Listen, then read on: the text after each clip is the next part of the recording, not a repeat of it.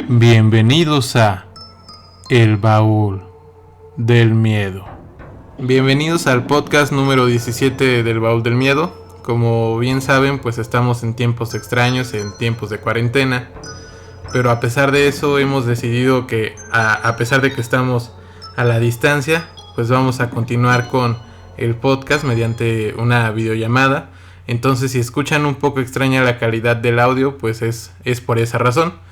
Entonces, para empezar, pues quiero presentarles a nuestro co-conductor favorito, Abel. Buenas noches. Hola, ¿qué tal a todos? Y pues bienvenidos al Baúl del Miedo, otra vez y desde casa, en vivo desde casa. Así que pues comencemos. Sí, por esta situación pues vamos a tener que grabar los podcasts que siguen de esta manera, pero vamos a empezar. El día de hoy vamos a tocar bastantes temas, realmente no les vamos a hablar acerca de un tema en particular. En la semana estuvimos en las redes sociales haciendo una pequeña dinámica para que ustedes nos recomendaran temas. Entonces de ahí es de donde estamos sacando todos estos temas que les vamos a presentar el día de hoy.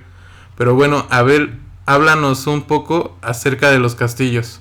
Pues los castillos, como todos los conocemos, son grandes construcciones que pues, normalmente se hacían en la Edad Media. Es esta típica fortaleza donde vivía el rey y se podía pues ocupar como un cuartel donde también en esa época pues el ejército estaba ahí guardado. Y es muy curioso que son lugares con demasiadas habitaciones. Normalmente lo que conocemos como una casa normal pues tiene no más de 10 habitaciones, ¿no? Estos lugares pues llegan a tener hasta cientos. Pero hay algo bastante interesante además de todas estas características que ya nos mencionas, y es el hecho de que hay castillos embrujados. Entonces pues tú ya hiciste una pequeña investigación. Háblanos por favor acerca de los castillos embrujados. Pues normalmente llegan a ser lugares que a lo que investigué que son donde han acontecido hechos paranormales, tales como asesinatos o normalmente asesinatos o alguna tragedia. Y pues hay que comenzar platicándoles de uno que está en Austria, que es el castillo Muschheim en Nuremberg, Austria. Y aquí fueron juicios de brujas que durante el siglo XVI y XVII fueron calcinadas ahí porque se les acusó de ser brujas. Y pues todavía cuenta la leyenda que se rondan por los lugares del castillo, ¿no? Pasando de habitación en habitación, y es algo que probablemente pues sí hemos visto, aunque no sean películas, pero sí se puede llegar a ver. Ahora vamos a continuar con otro castillo embrujado. En este caso se encuentra en Alemania y es el castillo de Frankenstein. Obviamente pues ya todos conocen la historia de Frankenstein escrita por Mary Shelley, que es un libro que pues ha quedado en la memoria de mucha gente. Entonces, como dato curioso, cada año por las fechas de Halloween, en este castillo se celebra una de las mayores fiestas de este país. Pero pues muchos visitantes aseguran que han visto o sentido presencias cuando están en este castillo. Pero, ¿sabes? Yo creo que es algo normal porque como bien tú mencionas, pues son lugares en donde acontecieron sucesos pues no del todo buenos, y yo creo que todas estas energías se quedan como residuales. Sí, claro, y pues imagínate, ¿no? ¿Cuántos años ya llevan que se construyeron? Y pues hasta la modernidad siguen en pie y todavía se puede saber cosas muy interesantes, ¿no? Como hay un castillo en Inglaterra que se le conoce como pues el castillo más embrujado de Inglaterra, valga la redundancia, y pues el fantasma es famoso porque es un muchacho triste que grita con agonía a medianoche, y hace unos años descubrieron los huesos del joven ocultos en la pared de una habitación. Entonces pues está generado pues más turismo, ¿no? El hecho de que sea un lugar encantado. Sí. Que se tengan estas historias. Se ha convertido en uno de los castillos más visitados en todo el mundo y fue construido por William Larch, y dos de sus mujeres y su hija murieron ahí cuando él se suicidó. Entonces pues cierta carga, como tú dices, energética muy pesada que igual puede llegar a tener varias historias, ¿no? Y para continuar con esta temática de castillos, también vamos a mostrarles, a hacerles saber del castillo de Skirn, que se encuentra en Irlanda. Este castillo está situado cerca de la colina de Tara, que es un lugar en donde se han desenterrado muchos esqueletos. Se dice que el espíritu de una mujer vestida de blanco vaga por este castillo. y la gente dice que se trata de Lilith Palmerston, quien fue asesinada por Felim Sellers en el siglo XVIII. La gente comenta que su llanto todavía resuena en estos pasillos en la oscuridad. ¿Se atreverían a visitarlo? Ahí avísenos. Y ahora les voy a platicar de un castillo que, pues cuando ven las fotos no se imaginan que este castillo pueda tener una historia paranormal. Pero es el castillo de Pedraza en Segovia, España. Que este castillo se cuenta la leyenda que doña Elvira le fue infiel a su marido con Roberto el capelán. Este hombre, al enterarse que asesinó a su amante y a su esposa, y de dolor se quitó la vida. Entonces algunas personas dicen que han visto a los enamorados buscándose en el interior del castillo. Y ahora vamos a hablar de uno de los castillos más interesantes, que es el castillo de Bran. Este se encuentra en Transilvania, Rumania, y se supone que este castillo es tan famoso porque el escritor Bram Stoker lo describió como el castillo de Drácula, porque pues tiene una forma muy similar, si lo buscan en imágenes, al verdadero castillo de Bran. Entonces pues es un lugar obviamente lleno de misterio, lleno de criptas, tiene una cueva y un recinto donde se supone que descansa el corazón de la reina María de Rumania. Entonces pues esto le da un toque sumamente aterrador. ¿Tú lo visitarías, Zap? ¿Te gustaría ir a este castillo? Pues sí, la verdad, darse una vuelta por ahí, recorrer sus pasillos, a ver si es como lo dice la novela, como las películas lo han puesto, pues sería bastante interesante, ¿no? Y más si es como en algunas caricaturas de que está pues separado de la tierra, ¿no? Que es como más un islote. Sí, entonces como les comentamos, pues ya tienen su guía por si se quieren lanzar terminando todo este tiempo de cuarentena a visitar castillos, pues ya pueden ir marcándolos en su lista. Ahora les voy a hablar acerca de un tema que igual nos estuvieron pidiendo, que es la Santa Inquisición y métodos de tortura. Como bien saben, en la Edad Media, que también tiene su época denominada como el oscurantismo, pues es una de las peores fases que la humanidad ha experimentado, porque digamos que todo el progreso y la iluminación científica pues era tachado como de alguna manera como algo relacionado con la brujería, el paganismo. No sé qué hayas escuchado tú, Ab, de todo este periodo de oscurantismo. ¿Qué opinas de esto? Pues sí, fíjate que sí he escuchado bastante.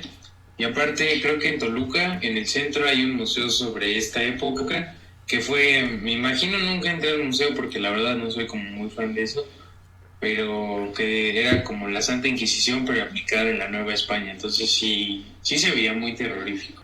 En esta época todo lo que le importaba a los que estaban en ese tiempo en el poder, que como sabemos en ese tiempo la iglesia tenía un poder bastante amplio en todas las circunstancias y ámbitos.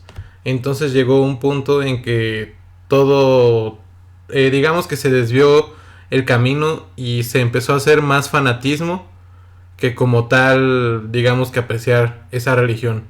Entonces pues quisieron como que influir literalmente en todo. Entonces si tú no pensabas igual a ellos o si digamos que tenías alguna idea diferente, pues ya eras tachado incluso de ser un pagano, cuando pues yo creo que el conocimiento pues no tiene nada de malo. Se dice que la Santa Inquisición fue organizada en 1231 por el Papa Gregorio IX, quien puso a cargo de su dirección a los dominicos. Estos no se detuvieron en su salvajismo para castigar a los transgresores, como bien les decía. Entonces, en ese tiempo lo esencial para los jueces era conseguir la confesión de los que eran acusados, lo que al final terminaba resultando en que obviamente los iban a poder torturar si ellos confesaban, a pesar de que muchas veces obviamente ocupaban todos estos métodos de tortura para lograr que ellos pues soltaran la sopa. Y ahora nos vamos a España, en donde los reyes católicos Isabel y Fernando fundaron en este lugar el Tribunal de la Santa Inquisición en el año de 1478, obviamente con la bendición del Papa de ese tiempo, que era el Papa Sixto IV, y este tribunal estaba integrado por eclesiásticos conocedores obviamente del dogma y moral católica. Entonces estos juzgadores se encargaban de ver todo acerca de los delitos relacionados con la fe y las buenas costumbres. Por lo tanto, este tribunal también era el responsable de juzgar a aquellos que tenían otras religiones, como bien hablamos, o sea, realmente todo lo que ellos no querían o discrepaba con sus ideas, lo tachaban totalmente. Pero, ¿tú qué opinas, Zap, acerca de que este tribunal estuviera compuesto por eclesiásticos? O sea, por miembros Pues de es la que, iglesia. pues también la época, ¿no? Que era un momento en el que la iglesia tenía demasiado poder sobre la sociedad. Y aparte que pues que ese poder solo pues estaba muy dividido, ¿no? Sí podían hacer tales matanzas con esas acciones. Sí, además como bien comentas, pues yo creo que era bastante feo porque imagínate que quien te juzgaba era alguien que ya desde un principio pues no toleraba tus ideas, ¿no? O no las respetaba. Después nos vamos a América en donde la Inquisición fue establecida por Felipe II en el año de 1570. Incluso en México llegó a tener tribunales, en Lima e incluso en Cartagena de Indias. En nuestro país, el arzobispo Zumarraga se supone que realizó 131 procesos religiosos, 13 de ellos contra indígenas. Sin embargo, según esto, recibió advertencias sobre el trato contra ellos y desde entonces los empezaron a excluir, porque pues para ellos los indígenas no sé, no tenían el mismo valor que las demás personas. Entonces imagínate, ¿no? En qué situación estaban y cómo llegó acá a México esa ideología. Pues sí, pues esa parte de la Santa Inquisición y pues la época cristiana también, ¿no? Que es la contraparte de ese tipo de situaciones. Exactamente, pero pues yo creo que gracias al progreso, el avance del tiempo, pues ya estamos un poco alejados de esos tiempos. Lo bueno que ahora tenemos más libertad en cuanto a la expresión y sobre todo en cuanto a lo que tú quieras aprender. Yo creo que antes sí había muchas limitantes en cuanto a que era incluso mal visto, ¿no? Por ejemplo, el hecho de leer acerca de esoterismo, ocultismo, todas estas cuestiones. Imagínate, ¿no? Podría llegar a causar tu muerte el hecho de solamente leerlas. Pues yo creo que en esa época no podíamos tener el baúl del miedo. Sí, no, ya nos hubieran censurado. Pero bueno, vamos a continuar con lo que también nos estaban pidiendo acerca de lo de la Santa Inquisición, que eran los métodos de tortura que tenían. Entonces, pues les voy a compartir algunos. Hay uno que se llamaba el potro, en donde la víctima era atada de pies y manos a los dos extremos del aparato y era estirada lentamente hasta que todas sus articulaciones se dislocaban. Aunque las evidencias históricas apuntan a que era usado especialmente en hombres, hay un caso registrado de una mujer, que es el de Anne Askew, una poeta protestante que fue torturada y luego quemada por sus creencias contrarias a la Iglesia Católica. Como lo mencioné, lo importante, digamos que de todos estos métodos de tortura que tenían, pues era obviamente lograr la confesión de quienes estuvieran sufriéndolos.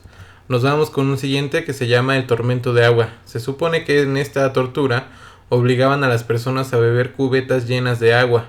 La cantidad era aproximadamente de 10 litros continuos. El torturador se ayudaba de un embudo y esto le impedía respirar a la víctima, por lo que su estómago no aguantaba más y después de sufrir tanto explotaba.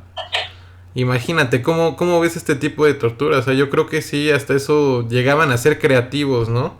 Digo, de manera muy cruel y violenta, pero llegaban a ser creativos. Pues sí, y aparte que es algo que normalmente sí hemos visto en películas. Por ejemplo, en el GTA, no sé si te acuerdas que era una misión Sí, sí, con sí. Trevor, exacto, donde hacen ese tipo de torturas y pues está cabrón, ¿no? Porque sí son muy violentas.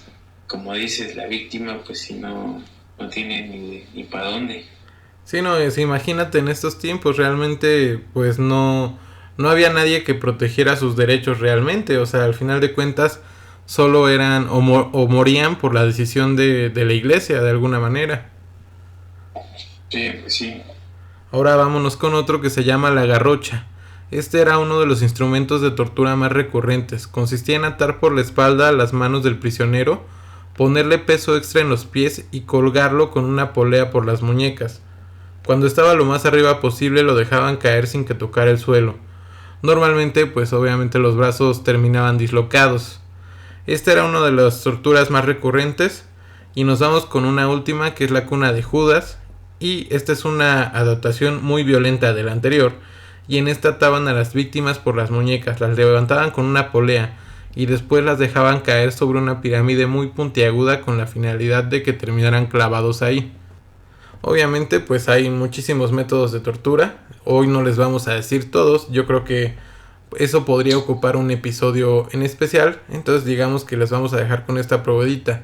Pero como dato curioso, algunos de los personajes históricos que fueron sometidos a esta práctica fueron Nicolás Maquiavelo, Savonarola y Jaime de Montesana. ¿Cómo ves, Zap? ¿Te esperabas que Nicolás Maquiavelo hubiera muerto en esta forma o de alguna manera por la Santa Inquisición? Pues no me lo esperaba, siendo que como su papel político que jugaba, pero al final de cuentas, pues si no te acatas a la ideología ahora sí que de esa Inquisición en ese momento, pues sí le fue terrible, ¿no? Pues sí, realmente yo creo que por algo le llamaron a esta época el oscurantismo, porque pues todas las ideas diferentes eran tachadas e incluso te podrían llevar a la muerte. Pero bueno, concluimos ya este tema y nos vamos con algo igual de interesante, que son las leyendas. En podcast pasados ya hemos hablado de leyendas, pero en este caso, en la dinámica que hicimos, nos dijeron que habláramos acerca de las leyendas de Hidalgo. Entonces pues vamos a compartirles unas leyendas de aquí, de nuestro bello estado. A ver, ¿tú conoces alguna leyenda de aquí de Hidalgo? Pues nada más sobre la que les platicamos al principio del podcast, la de la Laguna de la Tesca, donde supuestamente hay una sirena, que hasta hace unos años solo se llevaba puros hombres, pero ahora también ya se llevan mujeres. Entonces pues esa es la leyenda, ¿no? De que por eso se ahogan las personas ahí. Y tú que has vivido esta cuestión de cerca, ¿la gente del lugar todavía cree en estas cosas o crees que ya no tanto? Pues yo creo que ya nada más es más como un mito, ¿no? Ajá, como algo que le cuentan las personas a sus nietos o cuestiones así, ¿no? Ajá. Pero ya de ahí en fuera pues no se ha podido comprobar. Sí, realmente sería algo bastante complicado, pero pues yo creo que muchas veces también de eso se tratan las leyendas, ¿no? Pocas o muchas son reales, pero es bastante complicado encontrar una que sea totalmente real. O sea, muchas veces nada más podrían llegar a ser incluso como mitos, ¿no? De alguna manera. Por eso, pues mitos y leyendas. Como decías, ¿no? Pues al final es tradición oral y es algo que le cuentas pues como ahorita, ¿no? Algo para echarle la plática. Exactamente. Otra igual muy conocida es la del payaso del Panteón Inglés. Para quienes no la conozcan, Real del Monte, que es un pueblo muy bonito, se encuentra a 12 kilómetros de aquí, de la capital del estado, que es Pachuca, en la cima de uno de los montes que le dan nombre pues a este pueblo mágico. En este lugar se encuentra un panteón que es muy famoso. Yo creo que si son de estos rumbos, pues ya lo han visitado. Y este panteón fue construido en el año de 1851 sobre un terreno donado por un británico bastante acaudalado.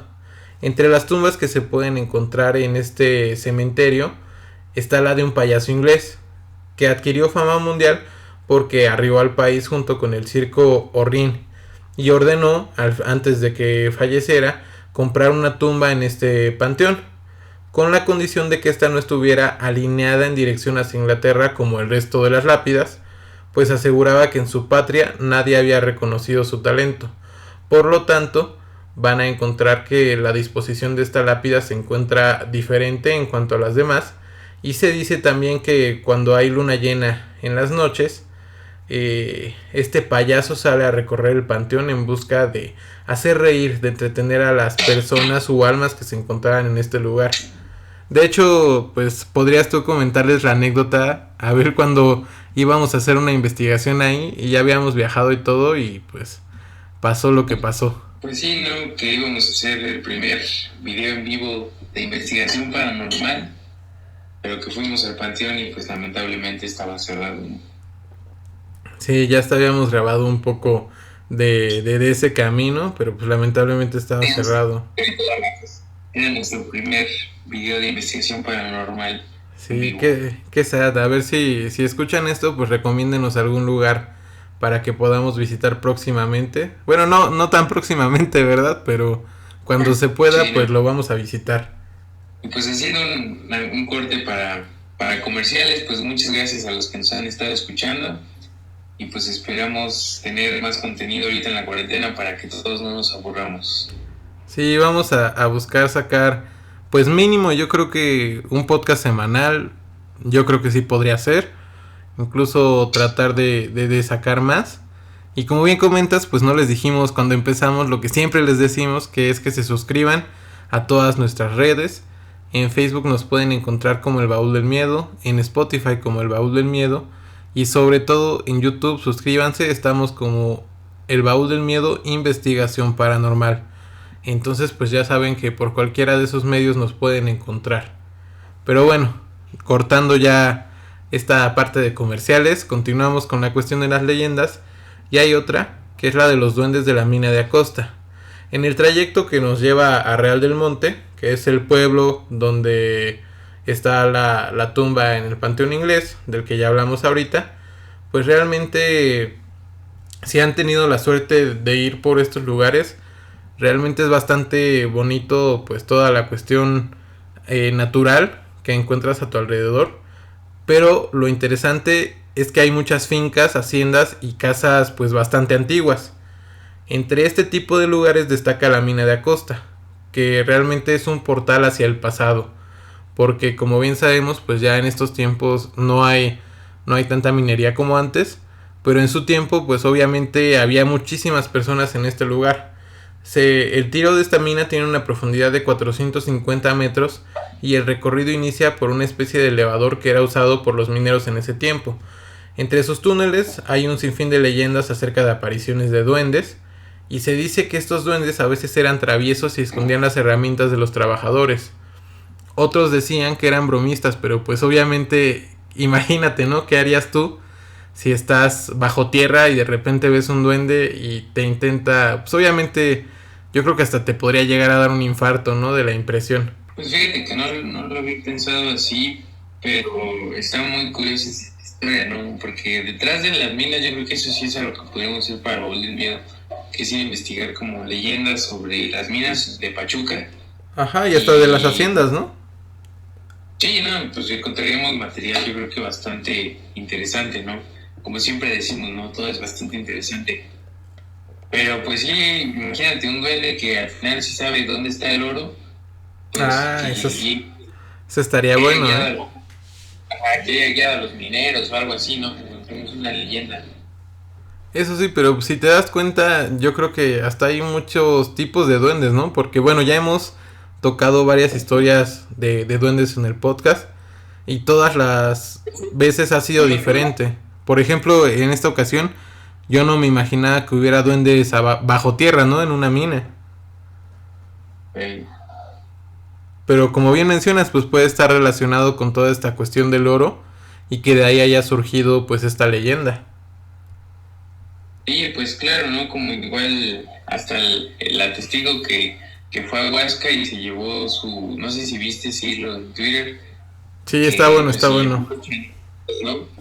Y pues los chamiquitos le hacían cosas en su casa y ella era de Colombia. Pues sí, bastante interesante. Yo creo que algún día vamos a investigar acerca de duendes. De hecho, no sé si recuerdes que Lalo quería que compráramos un duende, pero pues todavía estamos viendo si lo hacemos o no. Sí, pues sería muy interesante que el fondo del Baúl del Miedo en vivo sea como objetos extraños, ¿no? Sí, estaría bastante bien. Pero bueno, ya nos desviamos un poco de las leyendas. Vamos a continuar con la Casa de Piedra. En la Sierra Alta de nuestro estado, dentro de los límites del municipio de Zacualtipán, podemos encontrar una casa extraña de 2 habitaciones labrada sobre monolitos gigantes.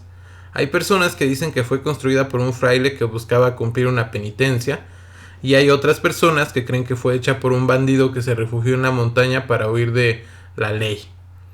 Pero lo cierto es que esta casa de piedra sirvió de guardia para que un soldado español, que no soportó la crueldad de la batalla, se reencontrara con su lado humano. También se dice que fue el escondite de el célebre bandido Chucho el Roto, del que pues es bastante conocido en toda esta cuestión en México. Actualmente el único morador que está ahí es un soldado de piedra que guardará para siempre el secreto que recae en esta construcción. ¿Tú por qué crees y quién crees que haya construido este lugar?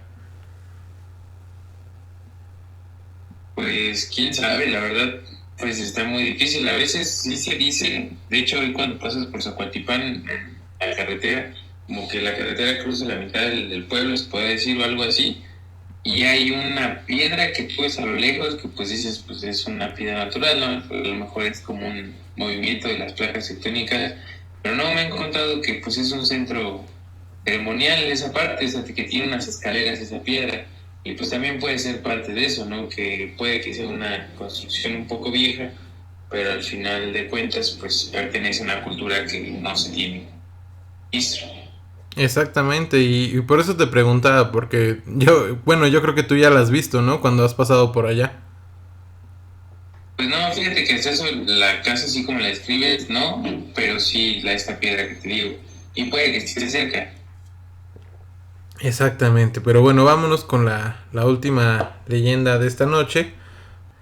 En este caso, más que una leyenda, es un lugar que es Huasca de Ocampo. Los que hayan tenido la suerte de ir a este lugar saben que es un lugar bellísimo, con muchísimas cosas que hacer, pero sobre todo con actividades tendientes a toda esta cuestión paranormal. Porque en este lugar podemos encontrar el Museo de los Duendes, que de hecho en este museo sucede lo del hilo de Twitter que tú estabas diciendo hace rato. Y de hecho, Porque se supone que de ahí es de donde se llevaron a los chanequitos, ¿no? sí. Y Y es aparte... que Huesca es un lugar que está Ajá. pesado, o sea, quien lo conozca, pues se da cuenta que el bosque está denso. Sí, por lo mismo te digo, lo interesante es eso, ¿no? Que no es solo un lugar, porque también está la hacienda de Santa María Regla, que de hecho yo me acuerdo que fuimos, ¿no? En la primaria en alguna excursión cuando era más joven, y sí era bastante tenebroso el lugar. Digo, imagínate, fuimos de día y aún así como que se sentía una vibra bastante pesada, entonces pues yo creo que visitarla en la noche ha de estar más interesante. Pero ahora, Abel, nos vas a hablar de un tema igual que nos pidieron en nuestras redes, que es el asesinato de John F. Kennedy y todas las teorías que lo rodean. Cuéntanos un poco acerca de esto, Ab. Pues todos recordamos, tenemos noción de esa tarde de noviembre del 63, en la que Abraham Zapruder, un comerciante norteamericano de origen ruso, estrenando su cámara Super 8 de Bella Howell, registró el hecho, y él solo pretendía fijar el pasillo del presidencial para mostrarlo en sus reuniones familiares. Nunca se pensó que pasaría a la posteridad y que de una u otra manera, preocupado por un pulso para que la imagen no saltara, dio a lo que la poca definición y lo granulado de la imagen de la época fue lo que se tenía, pues este hecho tan memorable, ¿no? Como el asesinato de John F. Kennedy, el presidente de los Estados Unidos. Pues sí, yo creo que es uno de los hechos que han marcado a la humanidad y como bien dices es algo que la mayoría, a pesar de que obviamente no somos estadounidenses, pues conocemos. Pero lo interesante acerca de este caso es que obviamente generó muchísimas teorías, entonces incluso si ustedes se van a Wikipedia por citar un ejemplo, van a encontrar que hay alrededor de 20 teorías que se pueden encontrar acerca de su muerte. Por mencionar algunas, pues está la de un tirador, más de un tirador, hay una teoría relacionada con la Reserva Federal, una teoría relacionada con Richard Nixon, otra con Cuba. O sea, en fin, realmente fue un hecho que generó muchísima controversia. Pero, Hasta ¿cuál? las que eran bastante tiradores, ¿no? Sí, sí, o sea, realmente yo creo que sí, sí hubo muchísimas cuestiones. No sé si tú sepas, Ab, cuál fue la muerte, digamos que oficial, o cuál fue el móvil de la muerte oficial. Pues a los pocos momentos de que sucedió ese hecho, la policía detuvo con velocidad a Lee Harvey Oswald, quien él mismo se adjudicó el homicidio. Esto es lo que da como muchas teorías a conspirar ante ello, porque, pues, ¿quién se adjudica un homicidio tan, digamos, tan vistosamente? No sé cómo lo consideres tú desde el ámbito legal, pero después de haber un enfrentamiento entre los policías y este individuo, hallaron el arma homicida que supuestamente era un sniper, y cuando se iba trasladando este Oswald hacia la prisión, en el momento que sale de los juzgados, alguien lo asesina y con eso pasó a la historia del juicio. Pues sí, imagínate, ya no había pues ningún testigo realmente de lo que ocurrió en ese momento. Y aparte, bueno, sí, obviamente sí había testigos, ¿no? Que fue millones de personas, pero ya no había gente implicada en el caso que pudiera hablar, como él, que se autoadjudicaba haber sido el asesino. Pero como bien comentas, pues está muy complicado que una persona de manera tan sencilla se declare culpable, ¿no? Y aparte de un crimen que obviamente no fue algo leve, ¿no? O sea, realmente fue un crimen atroz. Y fíjate que hay muchos, que puedo decir como teorías, donde la mafia, los soviéticos, los comunistas, incluso hasta los cubanos y un conglomerado militar, pues empezaron a analizar, ¿no? Qué es lo que había sucedido, porque al final de cuentas eran muchas las relaciones las que mantenía el presidente con, pues así, con su contexto. Pero nadie sabía que, pues nadie sabía el porqué de los hechos, ¿no? Sino que cada quien empezó a encontrar su propio culpable y de ahí empezaron todavía legalmente a derivar muchas, ¿cómo se le puede decir? Con muchas interrogantes sobre lo que pudo haber pasado o los motivos de lo que pasó. Sí, exactamente, porque como bien mencionas, hay muchísimas teorías. Una, por mencionarte, que yo me la sabía, es de Richard Nixon, porque hay personas que dicen que Richard Nixon tuvo bastante que ver en este asesinato, porque decían que tenía una cierta animadversión, porque él decía que le había robado la presidencia en el año de 1960. Además, esto se sumó al supuesto temor que tenía Kennedy de que él ganara las elecciones en el 64, dándole así fuerza para ganar en las elecciones del 68 y tal vez pudiera haber ganado en 1972, pero bueno, eso ya nunca lo supimos. Exacto. Fíjate que en el 79 igual se presentó un informe donde contradecía y se condenaba a la comisión Warren, que sostenía que el asesinato fue probablemente fruto de una conspiración y que las agencias del gobierno y la comisión ejecutaron su misión con notables falencias, y abona la teoría de que un segundo tirador desde otro ángulo, por eso se le despedazó la cabeza al final de cuentas, como bien se ve en el video. Es que yo creo que es hasta cierto punto complicado, ¿no? Porque al ser presidente, pues tenía como muchísimos enemigos y yo creo que por lo mismo igual es que se deriva pues tantas teorías. Porque por ejemplo, otra que podemos encontrar nos dice que pudo haber sido el crimen organizado, ya que en respuesta a los crecientes juicios que venía manejando el fiscal general Robert F. Kennedy, pues estas organizaciones criminales decidieron tomar la batuta y asesinarlo. Pero bueno, pues no sabemos si fue realmente de esta forma. Y pues más que nada, pues este hecho que aconteció, y tampoco deshumanizarlo tanto como lo que fue Kennedy, pero pues sí fue un magnicidio muy impactante para el siglo XX y siempre tendrá sus especulaciones, habrá teorías alocadas y hasta conspiraciones, pero pues lo único que va a hacer el tiempo va a ser que la certeza de lo que pasó desaparezca. Pues sí, bastante interesante. Yo creo que hasta, como les comento, podríamos hacer después un podcast especialmente dedicado a tratar este tema. Pero bueno, eso ya lo veremos con el tiempo, ¿no? Ahora vamos a hablar acerca de otro tema que nos pidieron por redes sociales, que es hablar acerca de los onironautas. En un principio pues no me sonó el término, pero ya que lo busqué, pues se los voy a compartir primero, ¿no? En ciertas áreas de la psicología, así como en las ondas del New Age, se le llama onironauta a la persona que cobra un estado de conciencia similar al de la vigilia mientras sueña. A este tipo de sueño se le conoce como sueño lúcido, permitiéndoles reconocer el estado de sueño como tal, experimentándolo con un mayor grado de control, así como recordando más claramente los sueños al despertar. Pero en este caso, Abel, pues yo siento que está muy relacionado con toda esta cuestión de los viajes astrales y los sueños lúcidos, ¿no? Realmente esta definición. Pues más que nada sería el término al individuo, ¿no? Que logra llegar a atravesar esas puertas de conciencia, ¿no? En un sueño, y al final de cuentas pues es controlado, ¿no? Como lo que platicábamos de los viajes astrales o los sueños, ¿no? Los sueños lúcidos.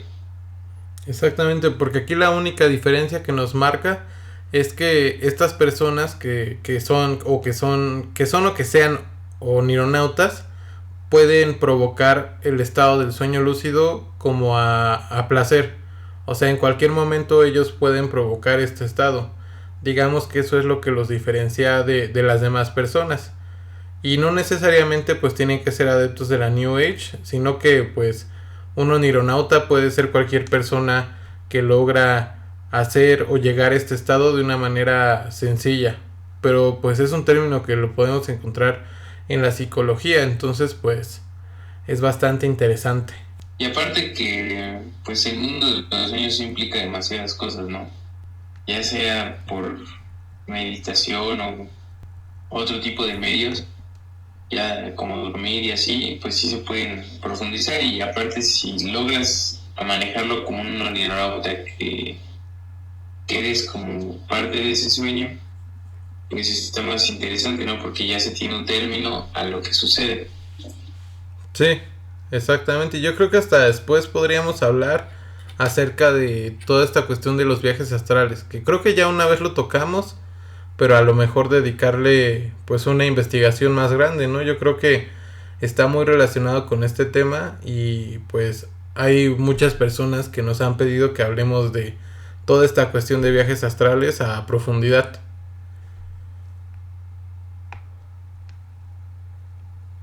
Sí, claro.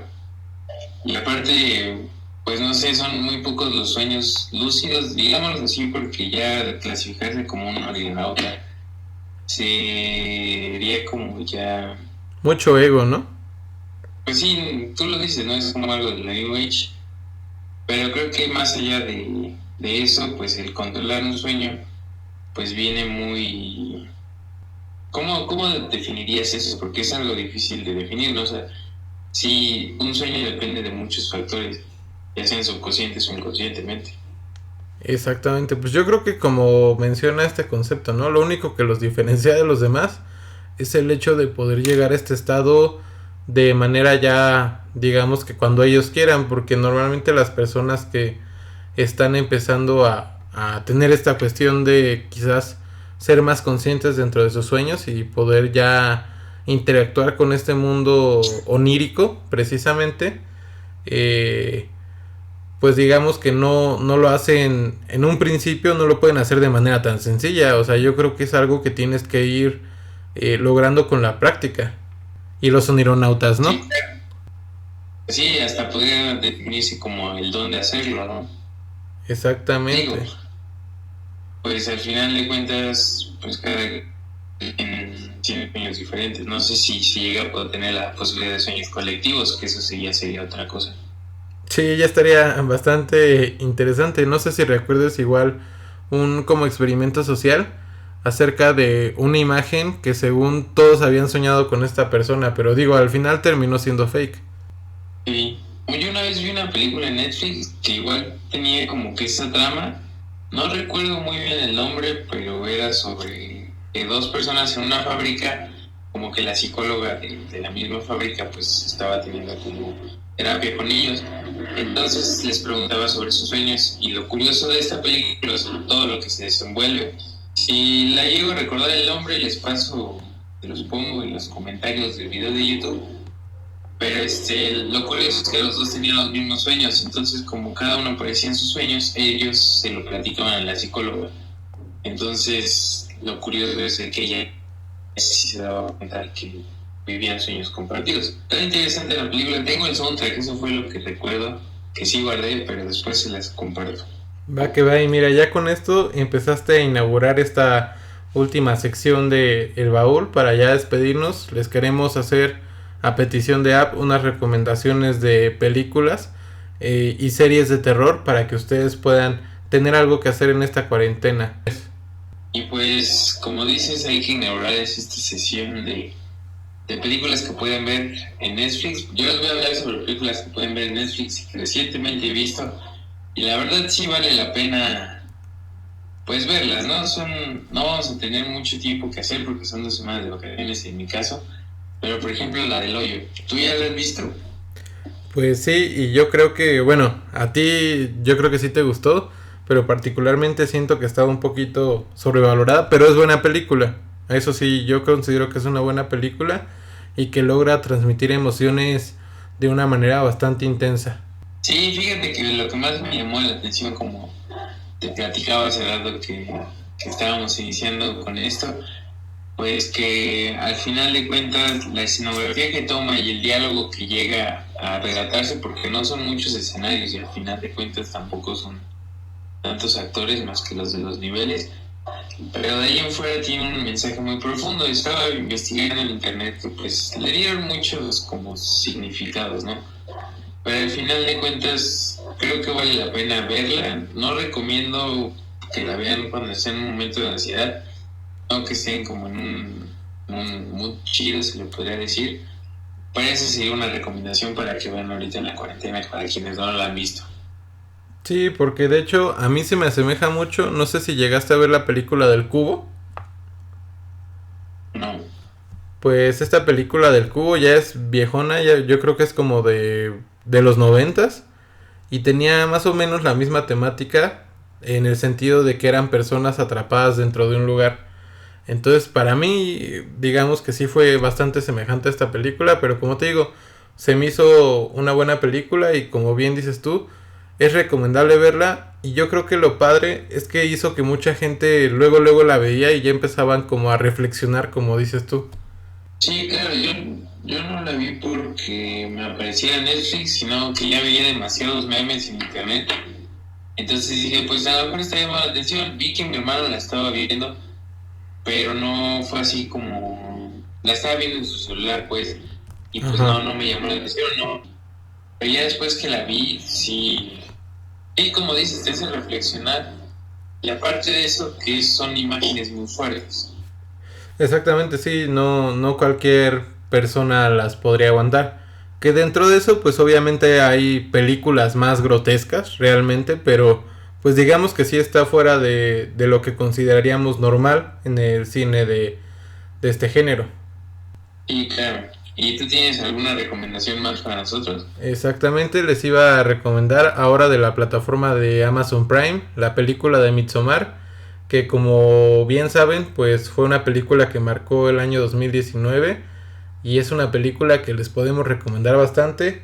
Nosotros ya tuvimos la suerte de verla y la verdad es que pues sí es un peliculón. ¿Tú cómo la consideras, Ab? Igual creo que es un buen peliculón, porque aparte he visto tweets, así valga la redundancia en Twitter, pero con los hilos de que pues tiene un trabajo de fotografía muy intenso y aparte el paisaje que se tiene y la temática de lo que sucede, pues la hace memorable, ¿no? Yo creo que sí es una que sí vería en muchos estados de conciencia. Exactamente, entonces 100% recomendada. Si no tienen otra cosa que hacer, pueden verla en Amazon Prime. En ese lugar, ahí está. ¿Qué otra película nos recomiendas tú, Ab? Pues una de la que les hablaba la vez pasada, la de 1922, que ahí les va la sinopsis, que el rencor y la venganza son los protagonistas de esta película de terror. Se trata de 1922, misma que es una de las mismas más buscadas, además de ser una adaptación de la novela homónima de Stephen King. La historia se desarrolla con un granjero de protagonista, quien teme a su esposa que deshaga sus tierras, y por esa situación la termina matando, pero el karma y el rencor giran las cartas a través de este sujeto para cobrar venganza. La verdad no la he visto, pero la voy a ver en estos días. Y se ve que es algo bueno. Nunca hemos tenido una decepción de Stephen King más que con esos dos. Sí, la película sí me decepcionó bastante, pero pues bueno, la uno no estuvo tan mal dentro de este remake. Otra película que yo les puedo recomendar que igual se encuentra en Amazon Prime es la película de historias de miedo para contar en la oscuridad. Es una película estadounidense dirigida por André Obredal y lo interesante es que cuenta dentro de la participación del guión a Guillermo del Toro, que como bien sabemos es uno de los directores más renombrados en la actualidad. Y pues esta está basada en la serie de libros infantiles del mismo nombre de Alvin Schwartz. Para mí fue una muy buena película, sobre todo si les gusta como el terror adolescente. Para mí es bastante semejante a Escalofríos, que es una serie que igual me gusta bastante. Así que vayan a ver esta película, de verdad es bastante recomendable. No esperen encontrar una película con una trama muy complicada, para nada, realmente Como les menciono, es terror adolescente, pero pues es entretenido y cuenta con la participación de Guillermo del Toro, lo que nos asegura que es una película de calidad. Pero bueno, App, ¿qué otra película nos recomiendas tú? Pues hay otra que esta es una cinta original de Netflix y pues que también apostaron para este 2020 y se trata de una historia basada en la novela homónima otra vez de Stephen King y Joe Hill, que a través de un viaje por la carretera se tornaron un escalofriante viaje, valga la redundancia, cuando una madre y su hijo se adentran en un vasto campo de hierba alta donde no se deja escuchar de voces y se descubren que no son los únicos ahí, perdidos bajo la hierba. Suena interesante, me imagino que sí valdrá la pena, pues normalmente las historias así son simples, no nos esperamos cuál es el final, no es algo que puedas predecir como normalmente se hace en las películas. Exactamente, pero pues bueno, yo creo que es siempre bueno ver nuevas películas, darles chance y sobre todo si tienen pues estas buenas recomendaciones, yo creo que pues no nos van a decepcionar. Sí, claro, ¿y qué otra película tienes para nosotros esta noche? Pues, Le va el miedo. oh yeah, pues estaba pensando en una película que ahorita la pueden encontrar en HBO Go, que es la de Hereditary, que igual es una película que ya vimos, que es muy buena y que si tienen la oportunidad de verla, pues no les voy a spoilear nada porque considero que la historia pues tiene muchos giros inesperados, entonces mejor véanla ustedes, no les quiero arruinar la sorpresa, pero sí es una película que recomiendo bastante. Entonces pues pueden buscarla en HBO Go. Y ahora otra película que les vamos a recomendar esta noche, que igual les repito que yo les estoy diciendo puras de Netflix, y esta se llama El Apóstol, y es una película británica protagonizada por Dan Stevens y dirigida por Gareth Evans, que se desarrolla una historia donde una joven familia bien acomodada viaja a una isla donde una siniestra secta mantiene secuestrada a su hermana y para liberarla deberán someterse a una aterradora comunidad de ocultistas. Pues esperemos que sea algo interesante que nos tiene Netflix preparado para esta cuarentena. Exactamente, y continúo con otra recomendación que igual se encuentra en Amazon Prime, que es una película que para mí, bueno, yo la considero de culto dentro de la cuestión del terror, que es la de Hellraiser. No sé si has visto esta película o has escuchado de ella. Pues es el cuate que tiene los clavos en la cabeza. Ah, exactamente, sí, sí, sí. Sí, he escuchado de ella. Nunca la he visto, pero sí conozco a su protagonista.